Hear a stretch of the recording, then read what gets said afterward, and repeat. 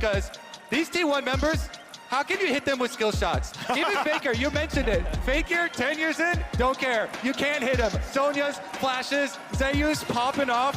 The 18-year-old top lane prodigy. They banned Yone, Kobe. They banned it on blue side. Like, you're damn right they did. I mean, Zeus, we know that he's a god, both in the mythological sense and the literal sense, right? The man is mechanically incredibly gifted, but to see a blind Yone ban is crazy. What does that mean? Is up and available? No, there's no shot they're going to lock in an Ornn blind as the first rotation. They could look to grab the Lucian themselves. No, they're going to get the Viego, make sure that Kanavi is on something that they had a huge amount of success with in game one. I like refocusing here for JDG. Kanavi is the heart of this team, you know, and really doubling down on that. Agree with the first pick for Viego. He's been so versatile at this, tournament with the pick. But as Kajal said on the desk, the Lucian Nami priority has been working, and my goodness, Guma is on fire. Those mechanics on display in the last one. You get hit with a couple Everfrost, it's fine. Shrug it off, get right back in their faces, and do it again. You would expect then the Aphelios Lulu to then come out immediately from JDG, right? I think there's another thing in the wheelhouse they can run a bit down the line, but yeah, it gives T1 the chance at something interesting, unanswerable there on pick 3. Auto on a mid without counters, bam, 2 bans. One on top lane, like the Yone that obviously is banned away in this case without counters, bam, 2 bans away. So, yes, expecting the Aphelios Lulu, you trade the 2 for the 2, but they're taking as much time as they can as it all ticks down. They let the timer lock in the Aphelios, they decide, yeah, is it Lulu? Yes, it is, okay. So all the draft bucks go over to the Viego. It is the same 3 champions they picked in game 1. We'll see now what T1 want for themselves in the 3rd pick. Lucian, of course, expected. What will T1 go for? Expectations are jungle right now, but Onar has already demonstrated that he has a very deep champion pool, and he's quite happy to pick whatever they want. I think there's room for something like a Trundle to be good here, especially if they want a little bit more early game agency, but it does very well into the Viego matchup, depending on... Nope, they're instead just going to pick Faker's Rise. They want to make sure that he has that comfort and the ability to roam and attack these side lanes. I love it.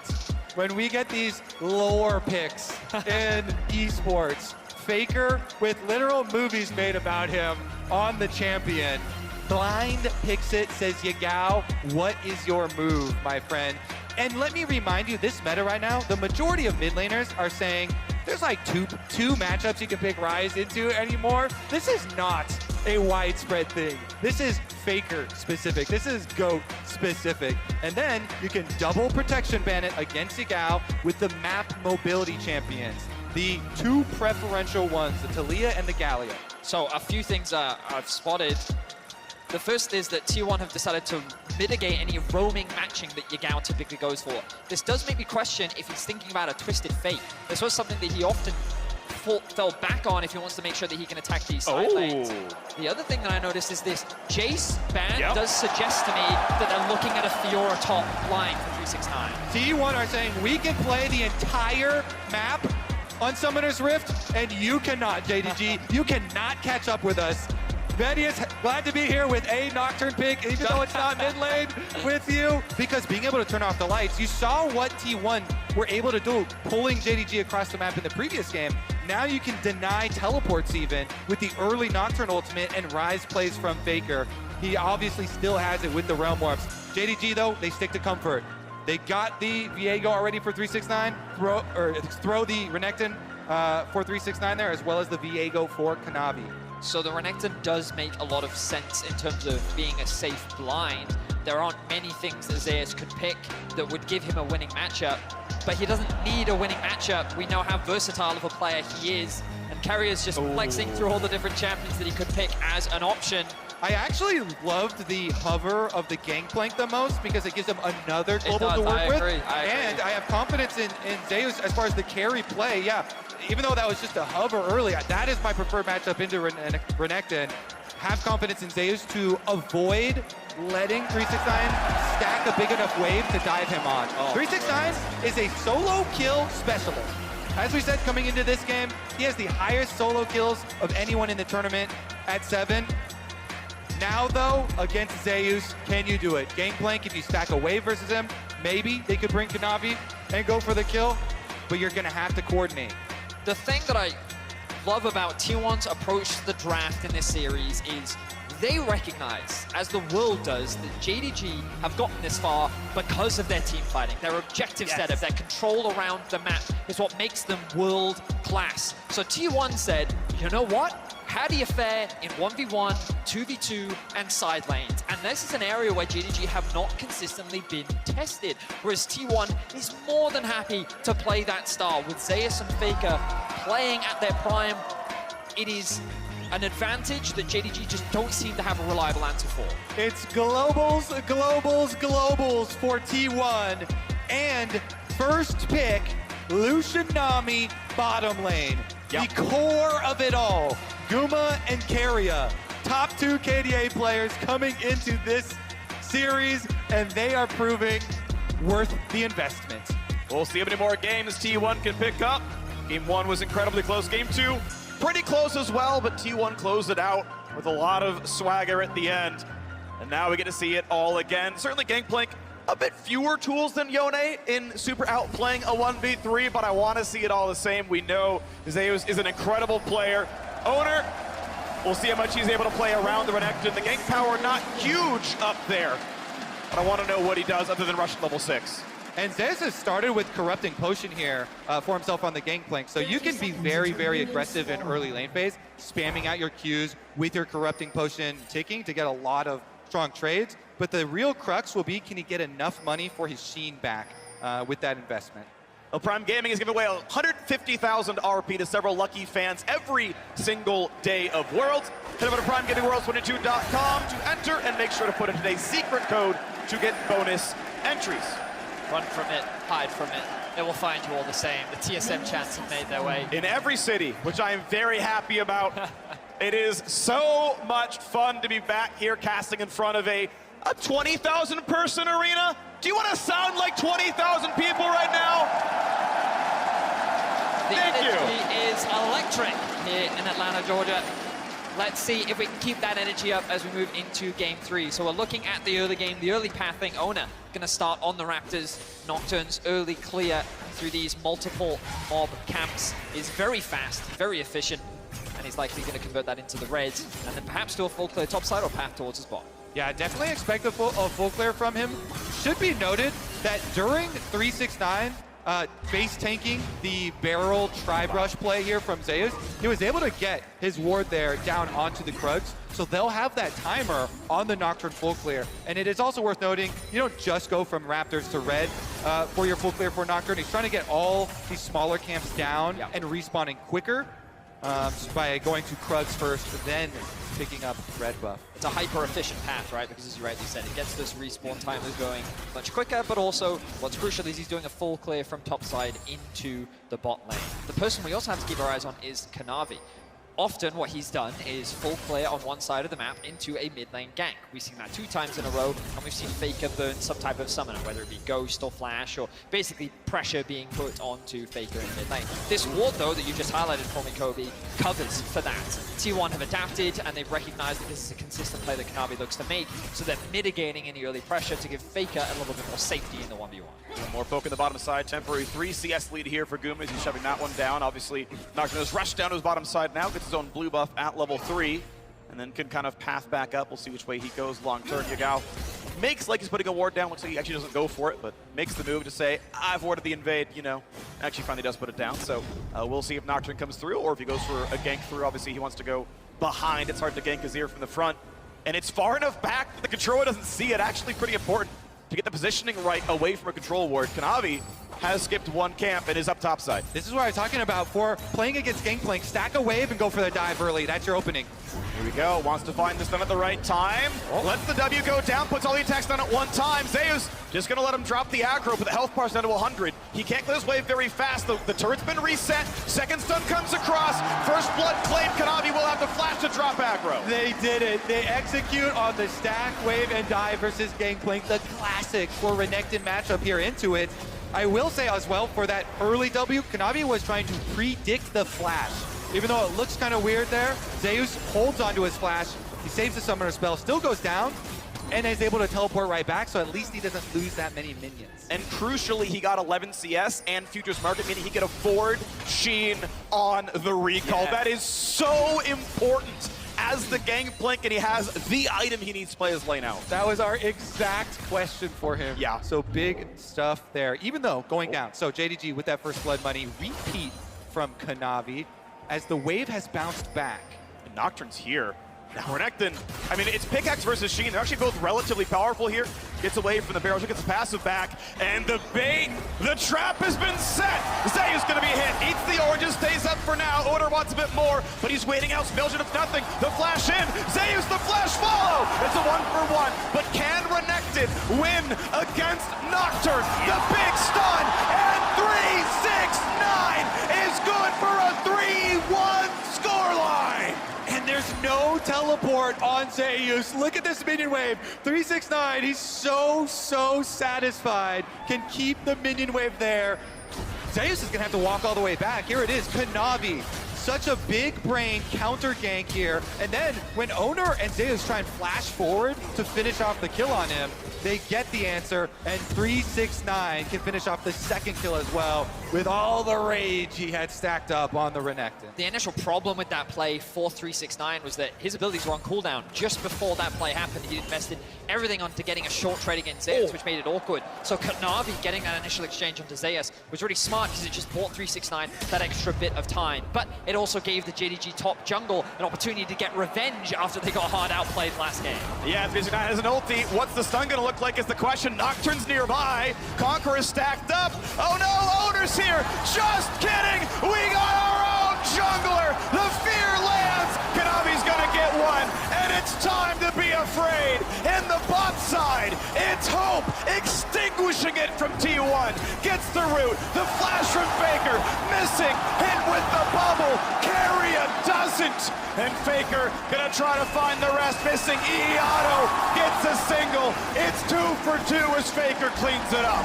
Oh my god, more action! Oh, yes! He missed the ulti. Zeus sidesteps it and turns one back. 11 kills, 6 minutes into the game. We promised you a bloodbath, and in the arena, both teams are delivering. Inject 5 games of this right into my veins. My goodness, they are so aggressive going for that dive. Kanavi here, right into the face of Zeus, and he stands tall, Q right in front of him, gets the kill, plus gets that minion wave. That was so critical. You know what Kanavi was thinking? He was thinking, if I could kill him here, this Gangplank is out of the game. Losing another giant stacked wave would be just devastating, and yet he pulls it out.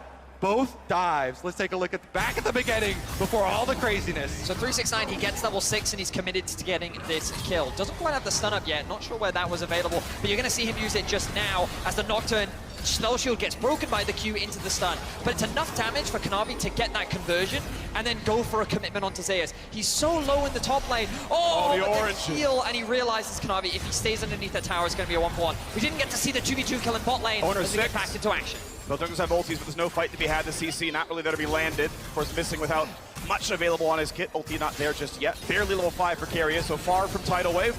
Just gonna be there to clear out the wave and let it shove in. So we can see once again Kanavi covering for his laners. This is something that he's consistently done throughout the series to make sure that they can get this push underneath the tower to either allow him to invade, get deep vision, or to allow the laners to reset and spend that gold. Right now they're contesting that bot side River Vision. He will be able to secure that crab, and T1 will just be forced to watch. Now, as we move forward, what is this bottom lane gonna mean? It means Nocturne is in the lane, and it means Hope has died. Missing a bit low, but not enough damage to kill him out of the turret. Exactly, we can't even get our words out. It's so action-packed here. T1's strategy, though, remember, all the globals drafted to play around this bottom lane. The first pick, Lucian Nami, rewarded again. This is now a 2-kill Faker Rise in mid lane that can roam down there, plus the Nocturne ultimate just used by Owner will secure not only turret plates for Guma and Keria, but also the dragon stacking starts now. And I think that that was really crucial for T1 because dying in the 2 versus 2 from JDG was not a great position for the Lucian Army to be in. We've seen Gumayushi do this before, but he's able to bounce back as he demonstrated last game. But the fact that Faker and Ona can consistently roam towards the bot side of the map and just make sure that T1's duo stays ahead is something that Yagao just can't match on the Azir. Exactly. No lane is safe now. T1, with their draft, investing so heavily into globals. Zeus is going to be pushed off a little bit more of this top lane presence. And just getting him off the XP, but the same thing, of course, was happening to the JDG bottom side. Faker goes back to mid to play his own wave. And Kanavi just going to take away the Krugs. As you can see, 369 gets his second plate, and the Q is going to land at the right time. Kanavi autos it a bit too early, gets it low, and Parlay takes the lion's share of the XP away from Kanavi. The gold, though, is mostly on the small ones. But now this turret dies to a simple Herald charge. They want it on Hope. They can lane swap, get him topside and summon the Herald for him. It's one of the reasons why Zeus is so hyped up as this young top lane prodigy. Not just because of the pop-off moments, because of the big carry games, but also his ability to play on the weak side here, giving up the extra wave, still staying calm, going in, last hitting with the Q on the attempted jungle, counter jungle there as well for himself. And even though he's significantly behind in CS with all the top lane focus, his ult is ready and enables T1 to make that cross-map play now. Certainly is. We'll see where he chooses to invest it. Right now, both supports have made their way back out onto the map. Carrier, in the first 2 games, went deathless. So far in this game, he was killed, but by missing, which is quite ironic that the only person that can kill him before 15 minutes is another support. But T1 dead even right now with JDG with a slight gold lead. Faker has to be careful, though. The ultimate is available for Yagao. He chooses not to commit those. They don't know it, but they're wary of Ona and his ability to very quickly join the fight. Yeah, they're just itching to use this global composition. Gangplank ultimate ready, Nocturne ultimate ready, Faker as well afterwards with the Realm Warp. If they first get the kill, then he can Realm Warp the minions forward to help push on towers, and they're going now. Big damage down to the turret, down to 2 plates itself, as Hope will be able to clear the wave out, but it forces that TP from Yagao, and it means T1 gets to push down mid lane first. Maybe Faker's going to have a plate down to this mid lane. Much like last game, T1 with all the advantages in the questions that they can pose to JDG. Hey, what will you do if we force on bottom lane? Well, you have to teleport. Now you've got this giant long cooldown. You can't get right back to mid. They just push the mid lane in. They will take the teleport cooldown advantage and not force the dive there. Just use the cooldowns elsewhere. I like the way that you described that. It's T1, oh, hang on, ult. Nocturne is here, waits for the double dash, flashes on both of them. Is it gonna be able to Gangplank ulti? 369 runs away, flash for flash, 2 for 1 on ultimates. 369 barely lives, has zone TP to get back to lane. The play was great from Ona. You flash commit to make sure that the tether stays in range of the champion you're looking to fear. Unfortunately, Zeus just couldn't quite get in range to deal that extra bit of damage to get the kill. Big heal, actually, 140 back on that one. It's gonna be getting a bit low, but he's not in range of hard CC, and helps the wave get cleared. Gets his own fast recall because of the Herald and inventory, but timer down below 1 minute, has to make his way to a lane soon. I want to point out how far forward all these lanes are for T1. Look at this, the tenacious fighting. Bottom lane shoving up in the 2v2. Top lane constantly being matched by Owner in the 2v2. Faker as well. Mid lane. They are not letting JDG move onto this map. T1, they know how to play the early game with high aggression. This is a team that throughout the year has been known for their incredibly dominant early game. And I think that they've demonstrated at this World Championship that they know how to transition that lead into quick wins. Most of their games, sub 30 minutes. This is a team that dominates with the early lead, but JDG, they're used to aggression, okay? They're from the LPL, the homeland of aggressive tendencies in the early game, and they are accustomed to weathering that storm. The question is, can they get the fights that they're looking for? And especially in that aggressive homeland, they're the kings of coming back. So that keeps it exciting here. We'll see if they're able to fight their way out of it this time. Well, the money of the turret does go to 369. Gore Drinker now done. As he, of course, tries to stack his armor against Triple AD, holding the front line with his Gore Drinker. Has the gold lead, but obviously the scaling so much better on the Gangplank area. Looking for any wards that could be put down or swept away. The red buff will be claimed. I think possibly the biggest difference, too, in this game is that this is a game where T1 are going to be the early Dragon stacking team. So Dragon arriving very shortly here. No teleport on Zeus or ultimate from the Gangplank. This is the one that gets a little bit dicey on the timing windows. Of course, your Gangplank ultimate cooldown comes up really quickly, so as long as it doesn't happen right now. Yeah, ult for ult, 369 takes the fight. The barrel's gonna get hit though, which means the slow is there. The passive reset, and Zeus wants to be the king of top lane. Barrels it down for a bit though, gets his passive back, flashes in, but it means the stun! Zeus flashes to deliver 300 gold! And we got more though, the fight isn't done. Tidewave coming across the bottom side, the knockup's gonna land. Lulu buys him some time, just barely does JDG live. This is the battle of top laners we wanted to see. 369 struck first, Zeus bounced back in game 2, and we saw the isolated 1v1 matchup. It was close, but Zeus oversteps, and 369 comes out on top. They have them both right now. They can both show up for this one. Can he ult over the wall? Kanavi is gonna burn that one. Flashes first, Nami's there, and the kill comes across. Faker's on a killing spree, missing flashes for his life. They got the early roam, so they can fully commit. Even with Yagao coming to try and close the gap here, T1 getting the early kill onto Kanavi means they will get priority on Dragon. They will get the objective despite Zeus. Good trade there from Faker. But wow, I mean, every time we see one advantage gained somewhere, the other team gains an advantage elsewhere on the map. And it was just really good awareness from T1 to commit to that bot side of the map play. They're able to collapse much faster compared to JDG, largely because of this Z in the mid lane, and Faker on the rise once again is first to the play. But let's look back at this 1v1. So Zeus feeling pretty confident with his Trinity Force, but on live, I was looking at the cooldown for his ultimate. It was only a few more seconds afterwards. And you can see here he has the option with extra distance, but he flashes in instead without waiting for the ultimate, and 369 just rips him a new one. This is 369 Renekton, okay? Known for it. And he gets the last lap. Rift Herald coming up very quickly though. I popped Smiteable, who's gonna claim it. It was on number 4. This time around it does go to JDG. Kanavi gets the eye.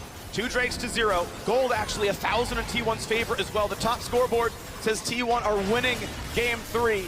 Yagao just farming so far has not found his way into any meaningful team fights. See if the Herald charge can mean a bit more. It is 1-1 in turrets. Plates were close earlier. 369 able to hold the front line decently well, but need a seal to come back on in. Has his flash soon. Ulti's up now.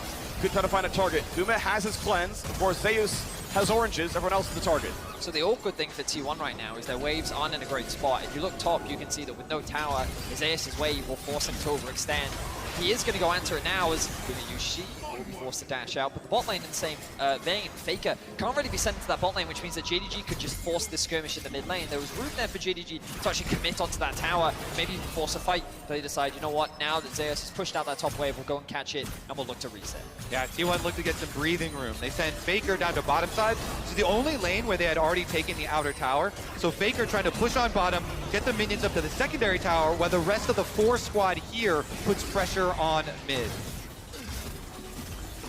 The waves have cleared away. JDG obviously pretty good scaling on the Aphelios down here, but Guma has always put out so much damage in these fights, moving towards his own rapid fire cannon later on. Missing gets his Shurelius done. JDG ever confident in the movement speed. We get 3 games in a row of Cloud Rift. Let's hear it for Cloud Dragon, baby. Yeah, it's the best one. My pick'ems are thankful, I will say.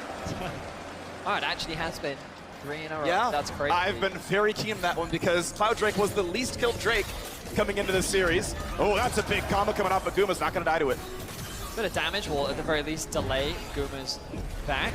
The Herald will be now dropped mid, opening this up, gives JDG a lot more control and makes it easier to push into the enemy jungle. They've got a ward on him. 369 is seen.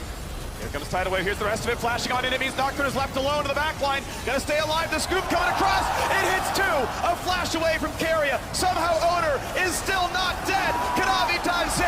And the dive under the tower. 369 gets 1. But it's a one-way trip. Faker takes him out. Yeah, that's a dive under tower, all right. 369 wanted another solo bolo onto Zeus, and he does get it, but at the cost of his own life. And it means JDG can't then finish out the tower after that little scrap. Nice little opening from Yagao, though, as he saw the angle, sweeps in, gets the knockback for the extra kill. Faker holds the line, though. 4-0-0 now on the rise. He's just been picking up kill after kill, and he was the benefactor of 369's aggression. I believe he also picked up a shutdown as well. So this mid laner will only continue to get stronger, but let's have a look here. The Herald gets dropped down. Guma gets stunned up, the ultimate to disengage from JDG diving underneath the tower, but then there's no follow-up onto Owner's engage. Then the ultimate from Yagao is good, lands onto two members of T1, they're forced to flash out. Meanwhile on the backline, 369 is able to get the kill onto Zeus. But look at Faker, locking up Zeus underneath the towers means that those stacking tower shots will hand the kill over to him. Oh, shut down. Seems that I was incorrect in that statement, but regardless, it ends up being 1 for 2 overall, but the tower still stays strong and T1 hold on to the gold lead. Once again, into Black Cleaver 369, he gets the build path there. Colt nearly done, so again, building for aggressive, as much damage as possible here.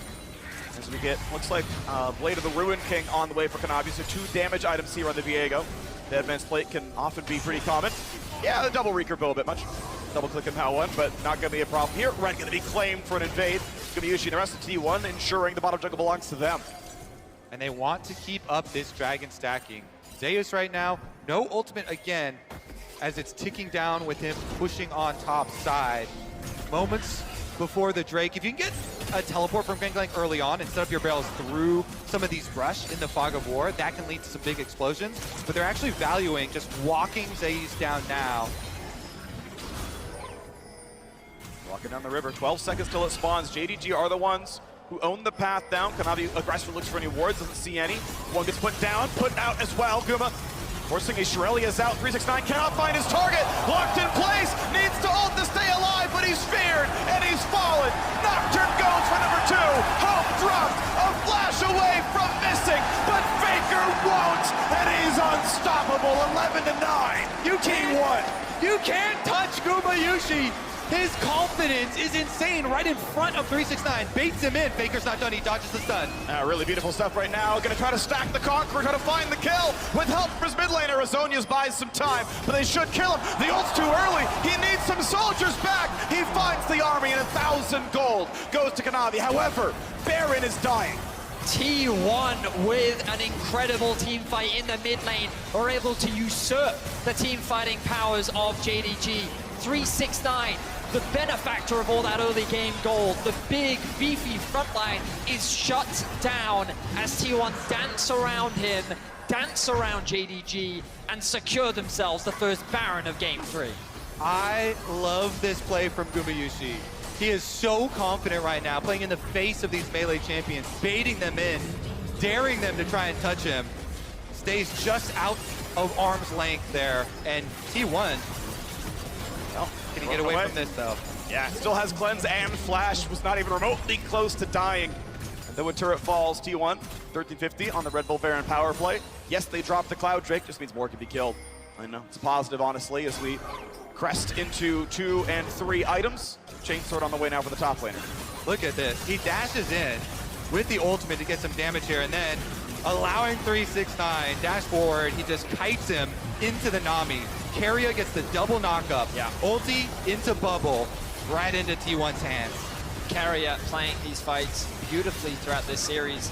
The chain CC, there was nothing that Renekton could do, and like this is just one of the problems with Renekton. He doesn't have easy access onto the backline unless he's finding a good flank. See the smiles on the T1 faces and the frustrations on the side of JDG.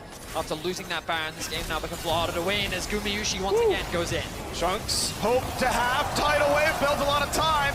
Getting away from the fear, but Nocturne dives for more. Owner's gonna get one and stay alive. Gumayushi is at 1 hit. Yagao kills him. Owner could go for a bit more. Big damage out of Zeus, finds one. Owner may go too far. He will jump 2 up, and he drops. In the top side, though, a solo kill. 369 once again rolls the dice and takes down Faker, not even burning a flash. Into the mid lane. He's looking for the collapse. 369. Flash up in 5 seconds, could find a good target. Keria has nowhere to go, doesn't have his own flash, doesn't have a good way out. Shirelius to get his target into range. I don't know if he can get the blast plant in time. Nicely done by missing. 369 finds the kill. JDG lose 2, but they kill 4. That's right, 4 dead on the side of T1. I was not expecting the fight to turn that way. T1 felt like they had such firm control over the game. And then just like that, after a bit of aggression from Guma, JDG turned it around. 999, baby. He gets another solo bolo. Off screen, count it. Teleports in, gets another kill, trapping Keria here. And more money for JDG to mount their comeback. Remember that after the last team fight, JDG still got the dragon. They got that objective, so they also stalled T1's objective stacking here. Another bait attempt here from Gumayushi as they get the counter onto Kanavi, and is the ultimate commitment there from Nocturne. Meanwhile, here's our solo we're looking for. Faker just trying to kite away from the Renekton, has the ultimate to try and escape, but the stun then comes through from 369 to mitigate that. Faker doesn't have flash available to get away, realizes he can't do anything in the 1v1, and then the TP from 369 catches T1 completely unawares. Zeus and Carrier split apart because they realize that they can't come out ahead in this fight. The Shurelya's from Missing to help close the gap, and you'll see Missing landing an auto attack on the blast pan to deliver the fish to the hungry crocodile. And you can tell the bloodlust is getting to these players with the high pace of this action. Earlier, Owner with the tower dive on that Nocturne, with the rest of his team just a little bit too far away by the mid tower, goes down and sets up for that play. Across the map, though, 369 and Kanavi, great Scryer's Bloom there by Faker. Spots going on as the rest of the team already took down the bottom jungle. They're taking down the bottom tier 2 turret as well. 4 men strong. They shove this one out. Mid lane outer turret drops, though, as well. And as Gangplank ult was required to clear out top lane, they're still going for more. Keep in mind, this is 4 pushing the bottom side. 2 turrets taken. JDG sent most of the team back to defend, but the inhibitor is already gone. Really good response once again from T1. We complimented their ability to play through the side lanes in game 2. They're demonstrating it here in game 3. Beautiful. Kanavi, I'm not going to say that he baited out the ultimate, but that's what ended up happening. Doesn't get caught off guard. Yeah. T1 though in the brush. Kanavi They're gonna makes it. find him. He doesn't get the ulti off. He just dies. He could have ulted. He just gets killed. And that is the jungler down. T1 with 40 seconds till this Drake comes up. About the same time they find the rest. 369 gonna take his fight against Faker. Will it be enough? Does he win round 2? He's ignited. He's ever frosted. And Faker with 5 health left wins the one-on-one. The GOAT! Now he's got more enemies coming after him, though. He's going for the sneaky recall. Out of vision. They know he's on the left-hand side. Missing. Will not spot him go into the brush. They see. You can see it. You can see it. It was in vision. They don't walk over to the wrong ward. Faker with the okie-doke, complete jukes right here. You can't see me. That ward's just outside the bush above the 2 players. It actually didn't go in the bush, so they didn't see Faker, so the polymorph couldn't actually come down. Faker gets away on the skin of his teeth, and he walks away the victor. This is why Faker is still on the lineup. With all of these young prodigies being built up by T1, he's still the GOAT. T1 will use that commitment topside as well to be able to pick up Dragon number 3. 1 away from the soul. T1 have a 4,000 gold lead, a 2 Drake lead, an inhibitor lead, and a Faker lead here in game 3. They'll drop a scuttle. It's not nearly as important as having the best player of all time on your roster. JDG will walk the reward on the way over, and out goes Kanavi. All right, now we have to turn our eyes towards this Baron, and now it's going to be a T1 collapse, moving up through the river. Teleport is ready for Yagao, I believe. But look at how T1 are just shepherding JDG into this half of the map. 369 and Kanavi are looking for a pick onto Faker, but he's going to respect it. They have the push in mid. Yagao's forced to go back and answer it. Now they're looking for Faker, though. Gonna find the ulti onto him. This time he's got no escape tools. Azonius buys time. A huge barrel finds more. 1 for nothing, and it's time to possess the rise, but he's gonna drop too quickly. 369 does what he can. They find the second kill. Over the wall they go. Yagao wants Owner, scoops him in, finds the kill. Safe so far. Missing gets shot down. Oh, fires, but Gumayushi takes down 2. Carrier left alone, and he's gonna be left to his own devices now. Guma has to retreat. Does not have the health to play it out. When the going gets tough, it's the bot lane of T1 that come up clutch. This bot lane cannot afford to be underestimated. And Gumayushi with a phenomenal Lucia performance. Carrier is just wasting their time, buying time for the T1 members to respawn. He will lose his life, but it does not matter. What was an incredible team fight for JDG. No, it's not going the base through. is still being attacked. He can't kill him, but he's stopping the recalls. They are losing Nexus turrets right now. At least Kanavi respawns the time. They don't lose too much. He'll get most of the farm. But Guma knows But the he's safe Baron, up here. they have how many TVs? They have both TVs up and available. They're just pinging it right now. The question mark pings are coming out from JDG. Is this something that you're trying to force? They're not going to force it right now. Yeah, they are. Yes, they are. They're going to send everyone. 369 sees it, though. Takes a chunk. He's got Yagao nearby. Ulti's up in 15 seconds, and the no Baron's being attacked. But this isn't going to be enough. Not everyone got into the pit. Owner can obviously blast plant back in, but honestly, JDG weather the storm. Bot lane inhibitor respawning before too long. There are still super waves coming in. They can collect some of the farm, and 369 can always TP back. What a clutch play there from JDG to actually pick Faker off, knowing he did not have the flash available this time around, could not delay as he did in the last time. And they get him, and they get enough of a health lead in that skirmish as well, so that T1, even with the AoE from the gangplank coming in, they still lose an extra person on the play. Wards being put right back up around that Baron. They know they can't let it out of their eyesight for a second. Look at the goal difference between the Oh, that carries. smite's early. The smite will come through for Onat, making sure that T1 have control around this objective. But the AD carry difference is so stark right now. 4 items completed for Gumayushi, along with the Dirk. Means that he is, I mean, he was the carry last game. He's been a huge carry for T1 throughout this World Championship. And he is a massive threat that JDG need to find a way to shut down. Faker almost at death cap as well, looking at inventories here. Could have a big power spike, and with inhibitor on bottom side, respawning fairly soon, they can still revert to split pushing with their global advantage. The Baron is going to be started off by T1. Once again, JDG must answer the call. They must walk into... Doing without Guma. They're letting him show on the waves that they don't know it's dying so quickly, but Baron's gonna drop here. Look for the stun, not gonna find it. Nocturne turns off the lights, and that's Baron claimed. Near the kill, it's an ult to safety for Kanavi. Cannot be in this fight. Oh, he's gonna die. He's gonna get shut down. The wall ward back into the jungle takes down the JDG jungler.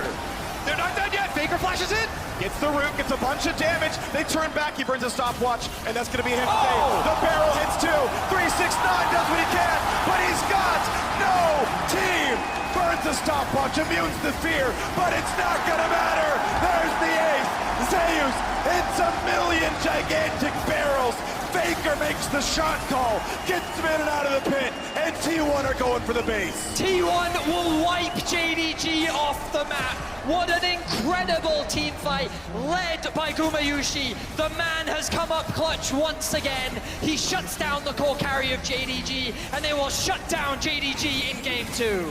Gumayushi may have died, but he kills a hell of a lot more. The Nexus turrets fall. Kanavi's left alone to watch. Once again, his kingdom fall to ruin.